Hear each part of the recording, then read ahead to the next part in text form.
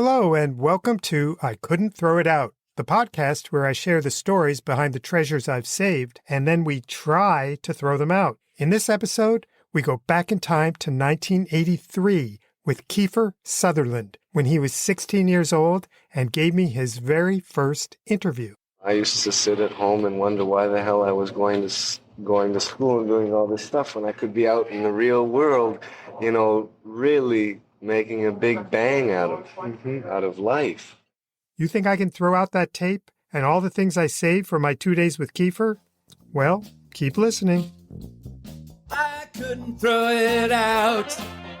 I had to scream and shout. Before I turn to dust, I've got to throw it out. Before I turn to... Hello, Sally Libby. Hello, Michael Small. I know you can see me on that computer screen of yours, and I'm wondering, what do you think of this very thick gray cable knit sweater that I'm wearing? Handsome. Do you think it looks like it's in good condition? Oh, very. It's possibly the warmest sweater known to humans. It looks thick. Yeah, I bought it when I was in Nova Scotia 39 years ago. No. I was there with another guy who bought an identical one, and his name was, Kiefer Sutherland. No. Yeah, name drop. Wow. I highly doubt that Kiefer wears his sweater anymore, but on really cold days, I used to wear mine to work, and I was sharing an office with my friend Brett, and he would always say, "Nice sweater," and I'd say, "I bought it with Kiefer Sutherland," and then he'd act all impressed. And then the next day, I'd wear it again, and he'd say, "Nice sweater," and I'd say, "I bought it with Kiefer Sutherland," and he'd act all impressed. I loved that routine, and it allowed me to do all this humble bragging, which, as you know, is my specialty. Yeah. Along with plain old bragging. You're good at that too. But now I've got to take this thing off because I am melting. And while I do that, here's a request for you. Tell me what you know about Kiefer Sutherland. Ooh.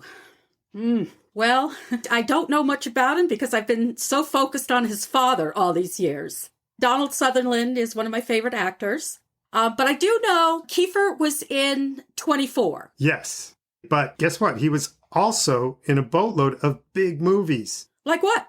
He was in Stand By Me, The Lost Boys, Young Guns, A Few Good Men, and Flatliners. What most people recently know him for is he spent 8 years as a counter-terrorist. Well, that was in 24. Yes. He was Jack Bauer. Yep. And he was in 192 episodes.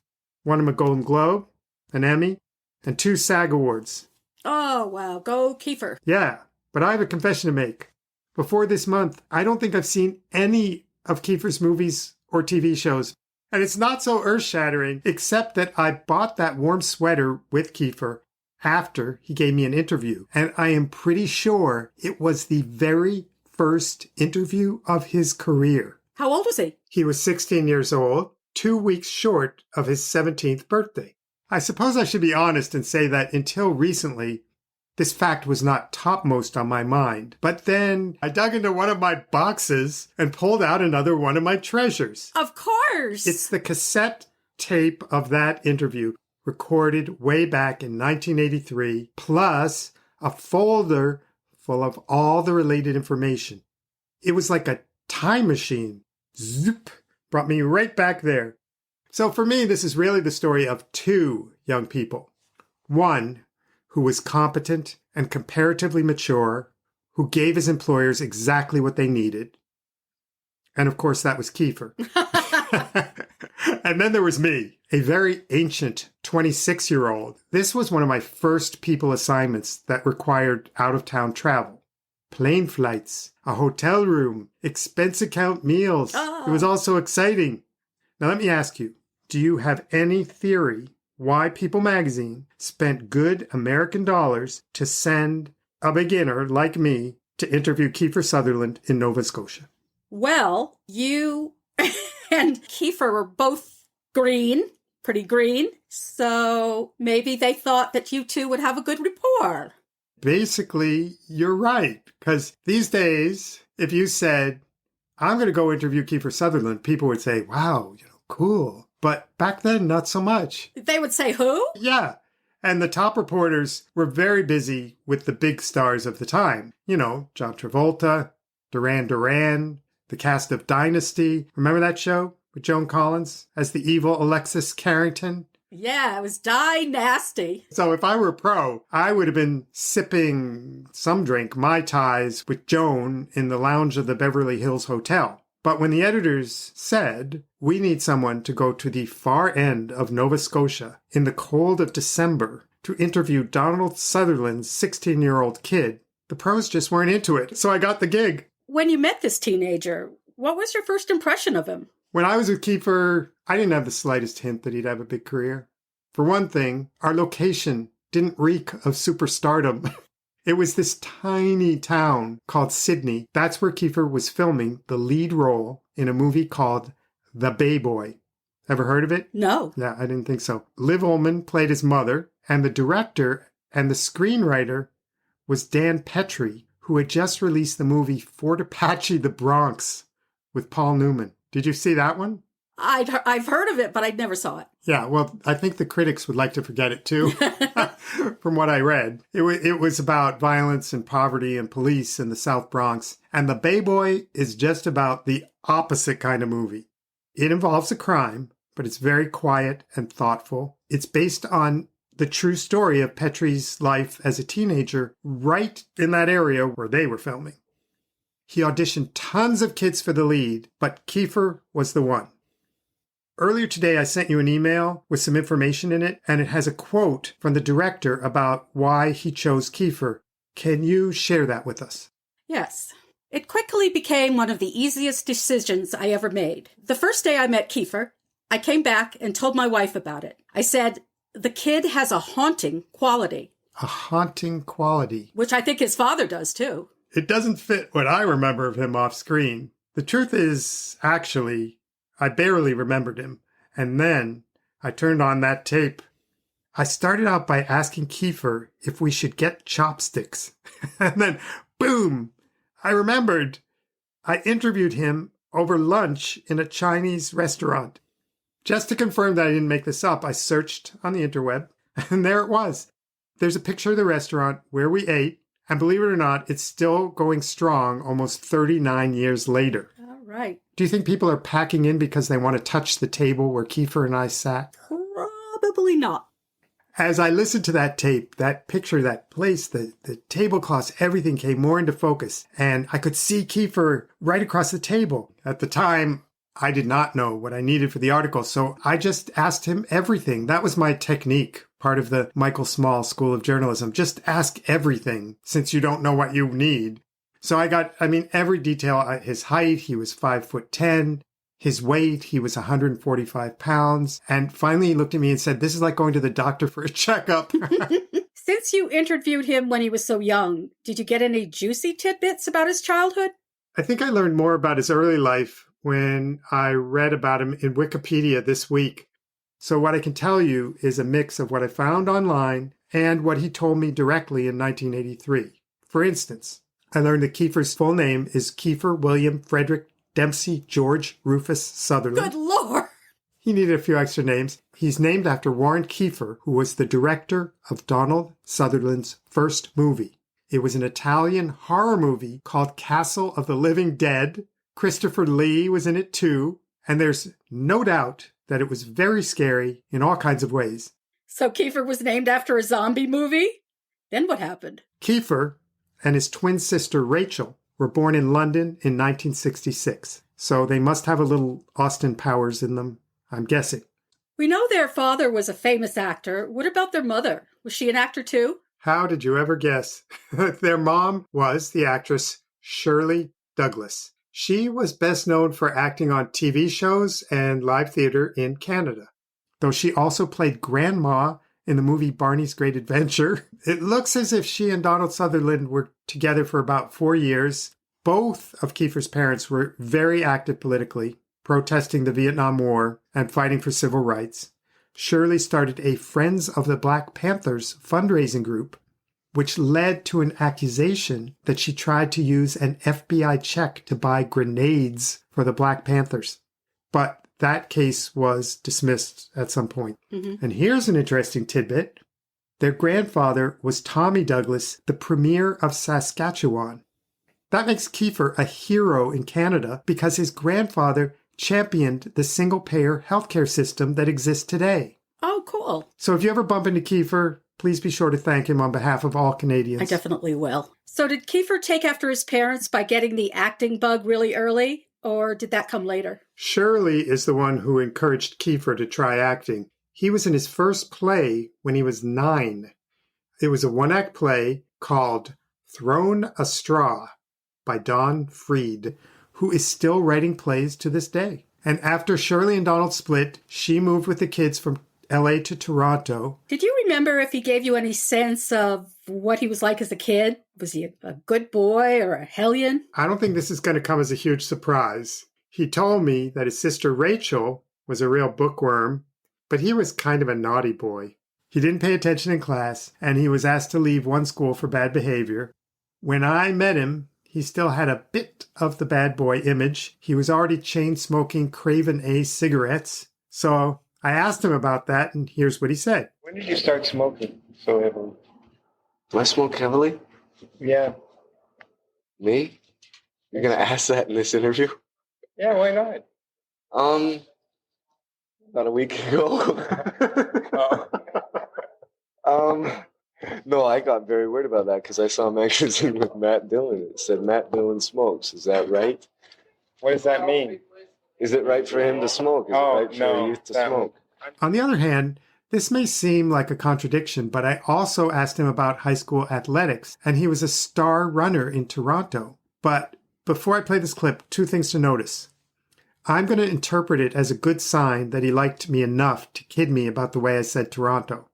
Also, notice how he greets new crew members, in French, by the way, as they arrive at the restaurant for lunch.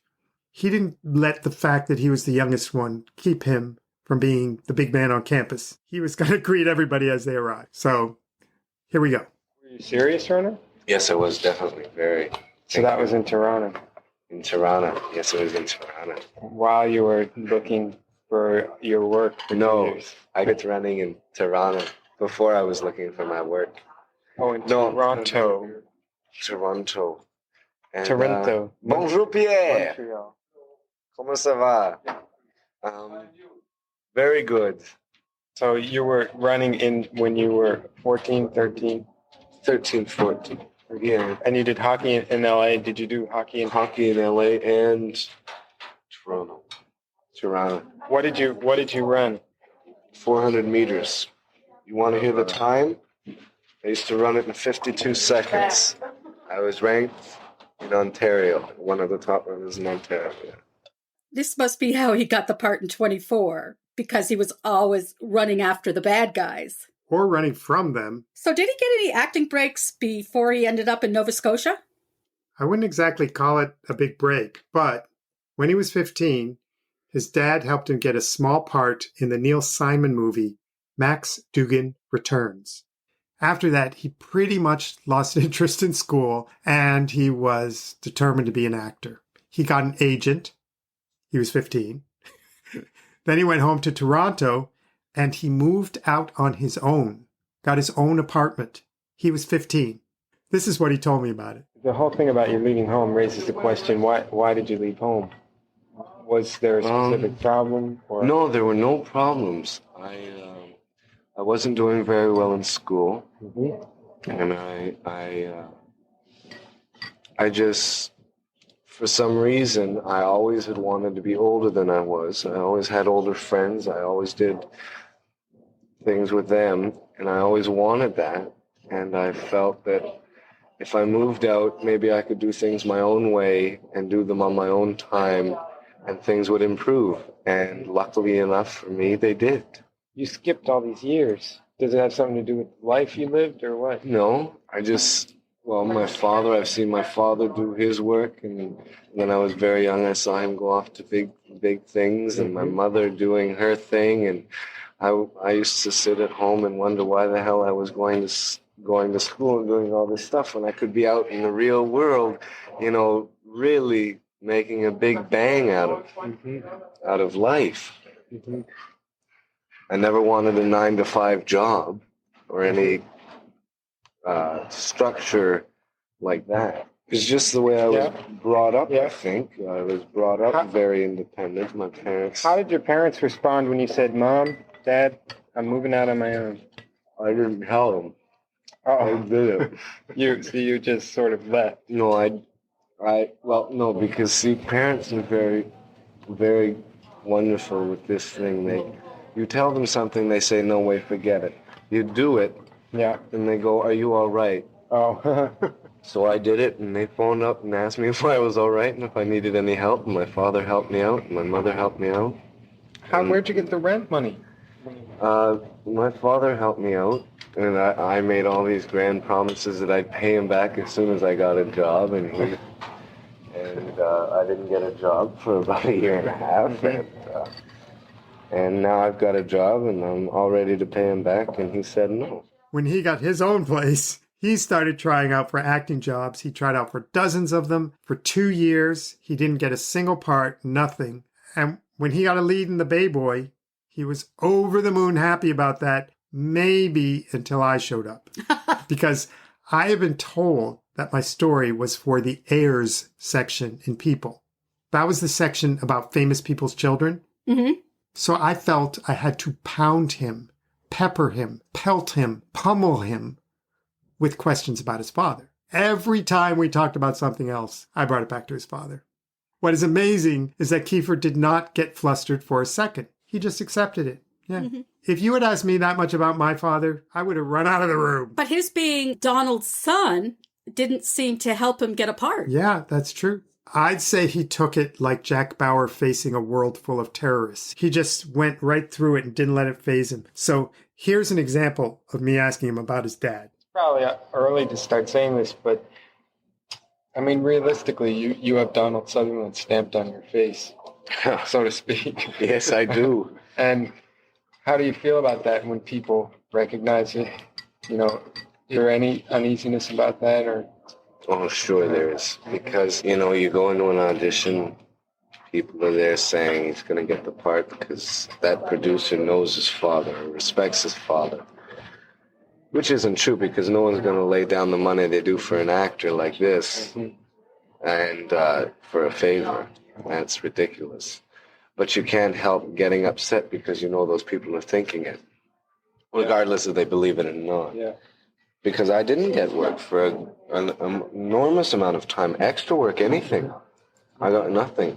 Do you follow your dad's career closely? Not that closely? People do it for me.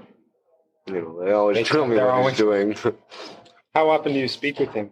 I speak to him at least twice a week now. We didn't before. I mean, but when I moved out, it seemed like everything made a wonderful turn to the right. And we have a great relationship on the phone, and when we see each other, we really take advantage of that time. I mean, he's also trying to help me get around the fact that he's my father. Yeah. And it's not something you try to escape. It just makes it twice as hard to prove yourself, but it makes it twice as easy to get around. Mm-hmm. So it works for you in both ways. Yeah. And I kept at it. I asked him about his father's movies and which ones were his favorites. To my surprise, he actually gave me quite a detailed answer. Here it is. Don't necessarily get freaked out by my line of questioning. No, don't worry about it. No, but another thing about your dad, are there any movies of his that were favorites of yours, or that you really loved, or acting really impressed you? Is there one or another? I liked Don't Start the Revolution Without Me. Mm-hmm. It's a wonderful comedy with Gene Wilder and he. Yeah. Have you ever seen it? I think I saw it and liked it, but I think it's an old movie. Isn't it an old movie? Yes, it is an old movie. I swear I saw it when I was sick. I never saw it. Thank you. Not many people have. It's usually on at 1 o'clock, twice a year. I love it. It makes me laugh every time I see it. I like The Dirty Dozen because I like John Cassavetes very much. And I loved Ordinary People. because I love Timothy Hutton, I love Judd Hirsch, I love Mary Tyler Moore, and my father. I thought they were all fantastic, you know. And I'm not ashamed to say it. I mean, I really admire my father's work sometimes. I mean, there was a CBC thing he did called Bethune with Kate Nelligan and Eye of the Needle. I love both of those. I'm very proud to say that he's my father and that I really do admire what he does, along with many millions of other people. He sounds so much like Donald. If I just heard that clip with no introduction, I'd know they were related. That's probably because of genetics, but they also stayed close with each other even when they lived far apart. Donald had a 2-mast sailboat called the Black Duck. So when he and Kiefer were together, they'd go on long trips. I think they sometimes went from LA to Catalina. He told me they were going to try to go to Hawaii together. I don't know if they ever did that. I suppose you didn't get a chance to talk to Donald, did you? Oh, I had to make that happen. I was working for People magazine after all. I couldn't get him in person, so I got a phone interview. Sally, would you like to hear what Donald Sutherland said about his son 39 years ago? Yes. Okay, well, I'm sorry, but for reasons I will explain later, I cannot play the tape for you now. However, I had the transcript. And I'm wondering, by any chance, did you read everything I sent you earlier today? Yes, I did. Anything you send me, I must read immediately. Oh, that's the spirit. Well, could I convince you to look at it again? Skim down and you'll see some dialogue. That's the transcript of my interview with Donald Sutherland. Just so you don't miss out entirely, let's read it. I don't think I can do a Donald Sutherland imitation, but I'll lower my voice a little, so it doesn't sound like me. All right. How do you feel about Kiefer's career choice? I have great pride in my son, and I feel whatever he wants to do is all right with me. How do you feel about your son choosing your career? Will he be in your shadow? I would not wish to hinder him or have his connection with me be a hindrance. I'm sorry to be part of this interview because, you know me, I always think it's better for someone to be independent. Do you have any stories about Kiefer's naturally precocious nature? When he was 2, he ran in circles and hit his head against the wall. I told him I thought he should stop it, and he said he was just trying to make me laugh. Why do you think he's so adult for his age? It has to do with our family. I was adult at his age. My father was that adult at his age. I worked as a radio announcer from the time I was 14 till I was 16. And when I was 16, I left home and I went to college. How do you feel about Kiefer putting his education on hold for a while? That's up to him. I would advise him and urge him to be as positive towards education and negative towards any kind of slackness. Me, I love the whole process of education, really. Studying, examinations, they were as intense as acting. Do you give tips to Kiefer about acting? We have long talks. They are really so private and personal that I could not imagine having them with anyone but my son. Have you considered working together? Yeah, we discussed it. Directors are the people who hire actors, and then would only be if a director asked us to work together. Anything else you want to add about Kiefer? I'm incredibly close to him, and I love him deeply.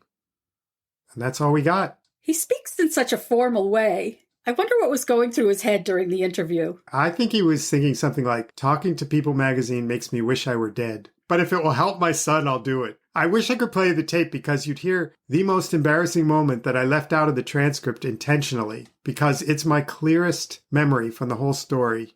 Either it was a bad connection or Donald spoke so softly that I couldn't hear what he was saying. So when we were talking about education, I heard him mumble something, and then I waited for him to continue. I practiced restraint. I didn't jump in. But he didn't continue. And there was this long pause, and nothing happened. Oh. And then in a louder voice, he said, "Michael, did you hear what I asked you?" So I answered, "I'm not quite sure." And he repeated this time, kind of yelling, "I said, I think education is very important, don't you?" And I was so flustered that I just jumped into the next question without answering. So maybe it's not too late to resolve this. If anyone listening happens to know Donald Sutherland, please, I'm begging you, send this message to him. Donald, I do think education is important. I swear I do.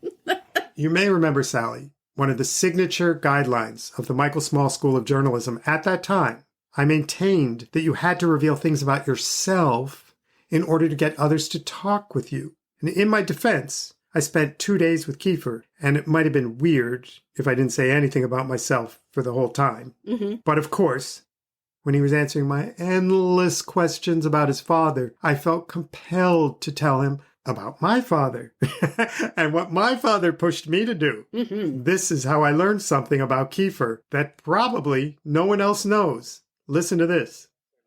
My father made me play the violin. You too? You're kidding. I ran away from home because of that. Oh, if only I'd been as sensible as you, I'd be a great actor today. Instead, I'm working for People magazine because I play it's really it's true. That doesn't sound true, but it is. Because I played for 10 years. Played for 4. Well, that's okay. And then I ran away. Now, aside from you both abandoning the violin, do you think you got to know Kiefer at all? What was your impression of him? He definitely seemed fun, but the summary is this.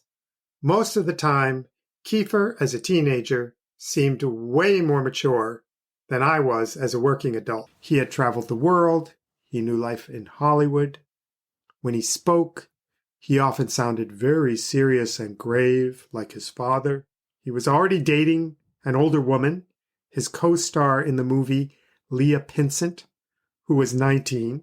But then he switched to being a kid again, especially when it came to his humor. When I was driving him to the set, he opened the window, leaned way out, like from the waist up, and screamed to people by the road, "Help, I'm a prisoner, he's kidnapped me," just to freak me out. Help, I've been captured by People magazine. Which was sort of true. Liv Ullman told me that her relationship with him was built on similar kinds of pranks. Once again, I cannot play you the tape of what she said.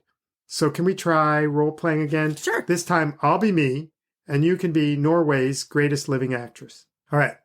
What's it like to work with Kiefer? Sometimes you forget he's 16 because he's so grown up.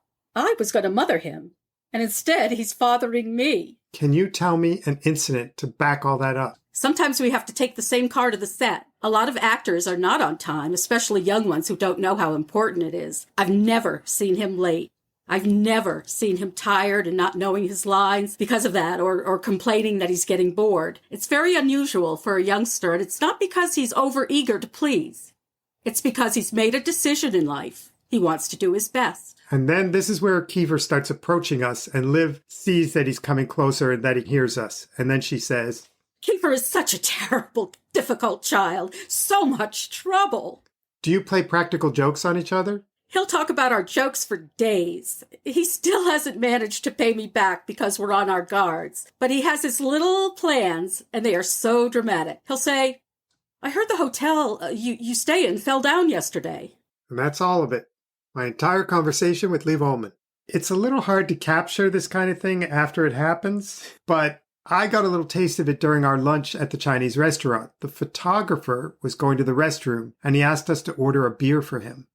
Kiefer really wanted to jump in and make that beer order, the way a teenager would want to do. So he called the waitress over, and he was horrified when this Chinese restaurant in Nova Scotia didn't have Molson X, and he had to settle for ordering a moose head.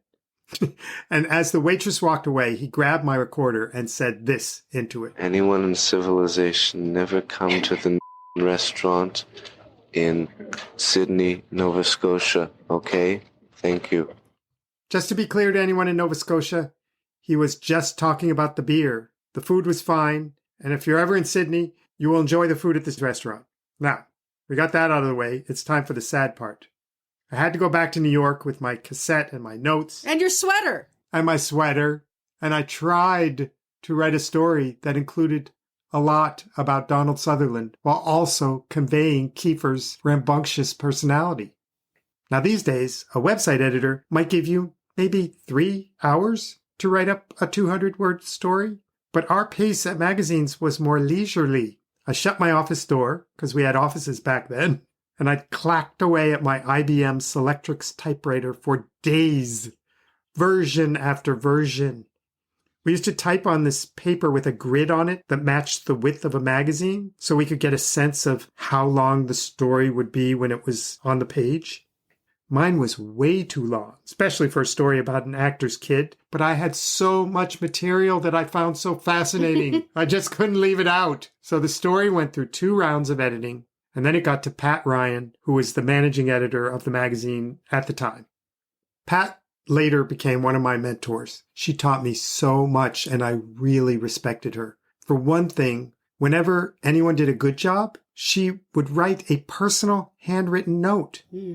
Every time you wrote a good story, and would leave it under your door, telling you exactly what she liked about it. Nice. And I've saved several of those. Those are other treasures we'll find in my boxes. But in this case, it was literally another story. I have here a copy of the printout with Pat's notes, written 39 years ago, in the margin, in pencil. And at the top, there's a note from her to the other editor of the story. It says, "Jesse, let's get this story rewritten at 110 to 120 lines. It's a muddle, and kid seems a jerk. If so, say so." Oh! Next to the first 2 paragraphs, she wrote, "Cut." Oh. Pat then sent the story for a rewrite to a relatively new editor named Dick Lemon. In later years, he and I became a team. We oversaw all the arts coverage together. Oh, I thought he was your boss. He became my boss. Yes, over time, but not then. He was new then. And in my box, I have, right here, his notes on my story. It is a full page of notes. His notes about the problems with my story are longer than the standard People magazine article. In the end, the article was completely rewritten. I've got both versions in my folder here. But here's one more surprise I didn't expect. You could say that my version was disorganized, cliched, full of holes, but it wasn't absolutely horrible. So just to give a sense of how these things change, I'm going to read you 2 versions of the headline. One mine and one the edited final version. You tell me which one is mine and which one is theirs. Okay? Mm-hmm. Version 1. Following in his look-alike father's footsteps, Kiefer Sutherland, at 17, is suddenly a leading man. And the other one.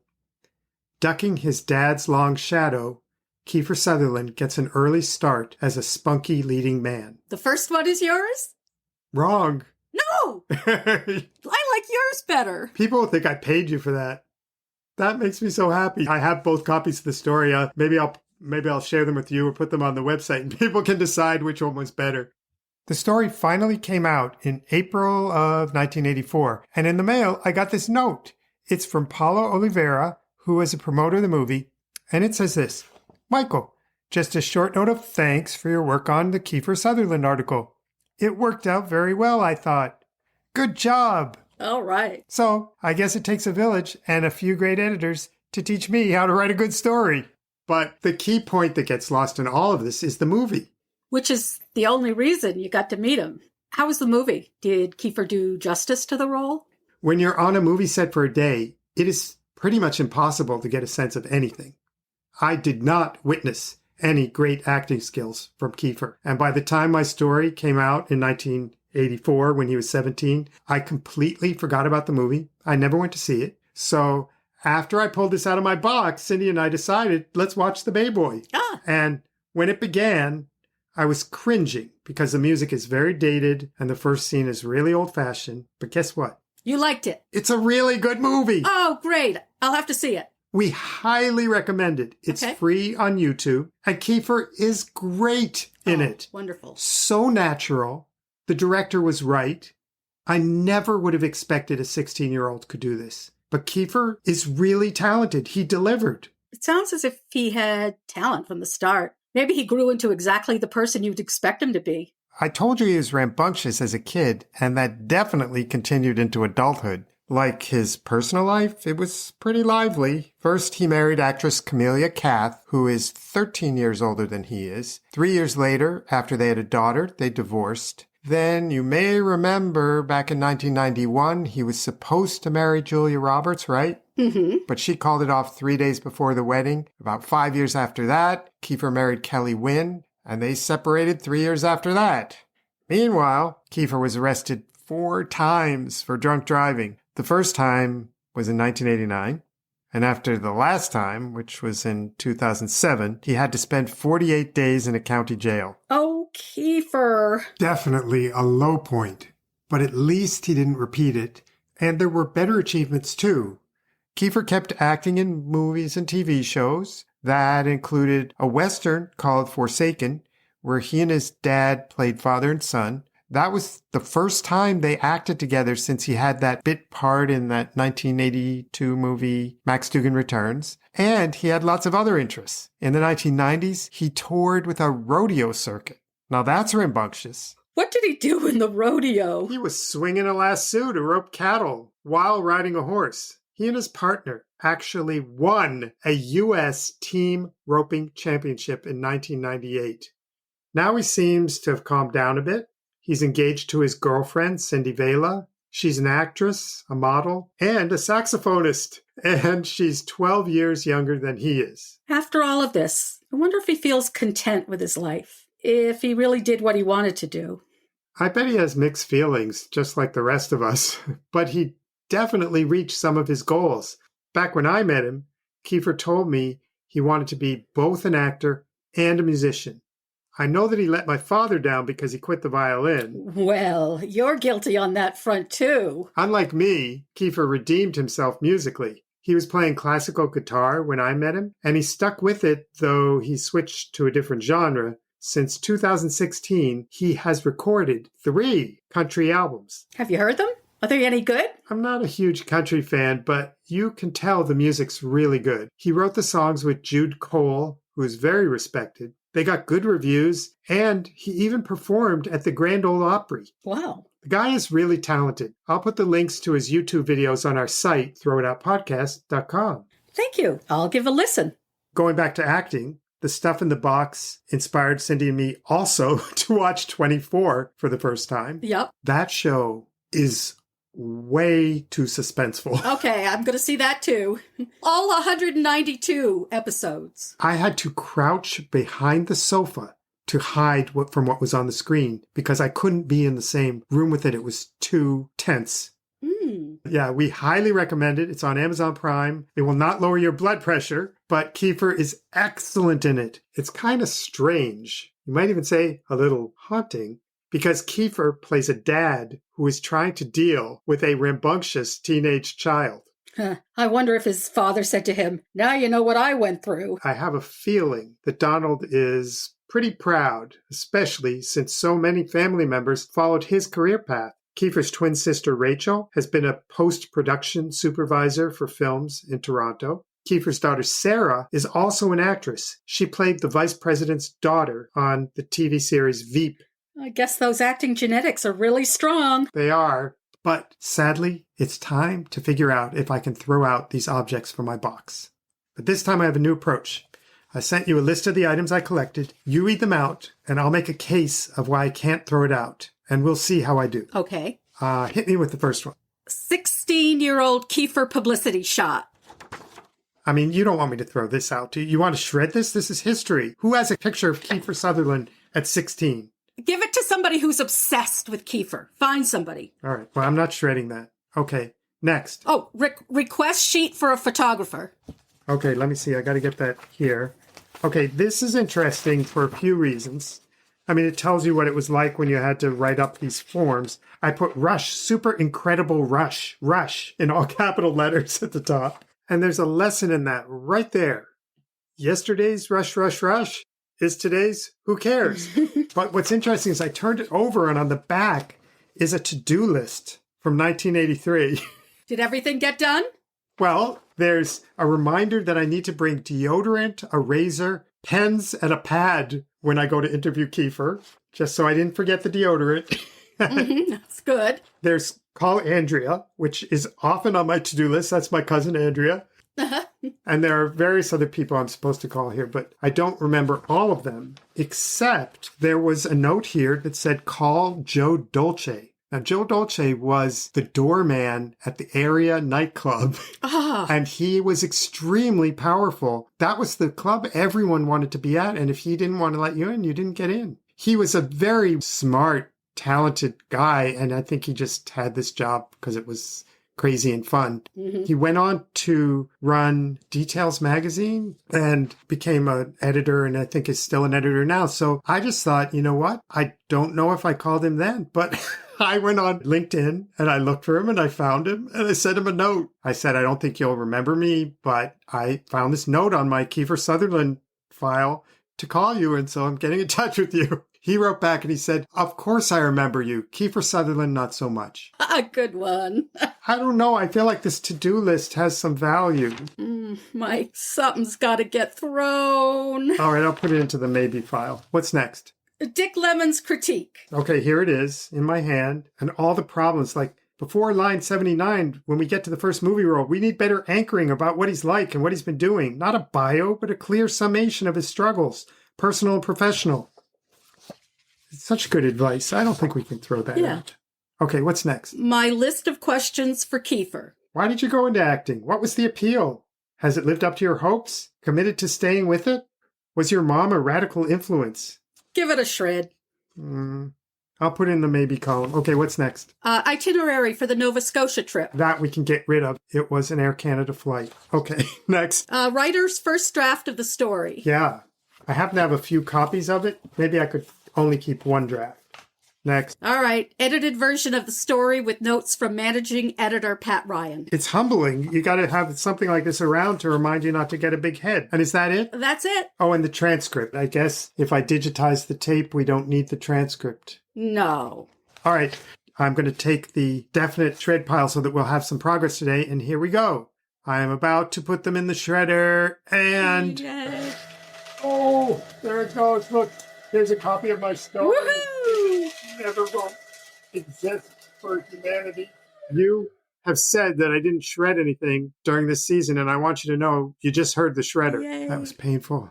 I made a little progress anyway. Teeny tiny. Few less papers for someone to throw into my cremation fire. Before we go, I need to remind you that I've held out on you with one detail. The reason why I couldn't play you some of the interviews. Oh, that's obvious. You knew I'd play Liv Ullman much better than she could play herself. Wrong. Here's the real reason. In 1984, I was already writing the gossip column on the last page of People called Chatter. Remember that? Sure do. Wouldn't miss reading it in the checkout lane. So in that stage of my career, I was constantly sending out requests to talk with celebrities and then constantly waiting for them to call me back. So one day, the phone rang. It was the lead singer of a very famous rock band, but I didn't have a tape. So I thought, no one's going to care about Donald Sutherland's son in 10 years. So yes, I taped over the second half of my interview with Kiefer. Oh. And to make matters worse, soon after that, I got a call from a really famous artist, and I needed a tape. So I grabbed the same tape. And then after that, I got a call from someone who was really famous on TV. And yes, I used the same tape. So Michael. That is why you could not hear Donald Sutherland or Liv Ullman talk about Kiefer. I taped over them. Well, you seem to have survived that mistake. Some people might say it proves that you could throw out the rest with no lasting damage to your life. Oh, come on. We cannot toss the cassette tape with Kiefer on one side till we hear who is on the other side. Sally, will you join me for that in our next episode? I will, Michael. Excellent. Then I will be speaking with you very soon as I try yet again to live up to the title of a podcast called I Couldn't Throw It Out. I couldn't throw it out. I had to scream and shout before I turned to dust. The more people who listen to this podcast, the bigger our heads will swell. Yes. And you know you've always wanted to see us with swollen heads. So if you liked what you heard, please encourage your friends to listen to I Couldn't Throw It Out. You can also listen to our entire first season on our website, throwitoutpodcast.com. If you want to stay in the loop, please follow us on Instagram at throwitoutpod. Is that all your reminders for today? That's it. Well then, thank you to Kiefer Sutherland for being such an entertaining 16-year-old in 1983. And now let's hear our rockin' theme song by Boots Camp and by Don Ralph, leader of our favorite band, Life in a Blender. To quote the rambunctious Beastie Boys, hit it! Out here in Nancy's her big garage. This isn't a mirage.